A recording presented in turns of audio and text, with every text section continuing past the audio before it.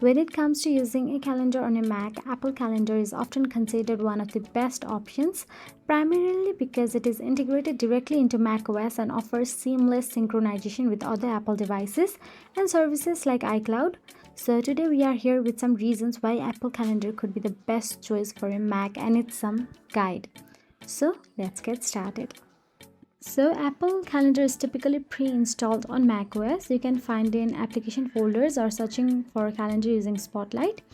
So now you can create and manage events in Apple Calendar as well. So first thing first, all you have to do is click on a date or time slot in the calendar view to create a new event. Now enter the event details such as title, location, start, end times, add any additional notes according to your preferences. You can also invite attendees by entering their email addresses as well, or you can also share it through the email.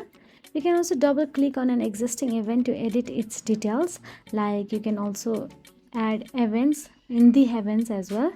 You can add 2 events, 3 events, as much as you want in the one calendar date.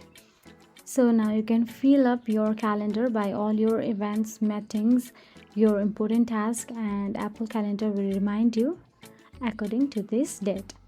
You can also add birthdays of your friend, or you can simply give access to the Apple Calendar by tapping on it, and through the contact it will remind you the birthday of each of your friends, families.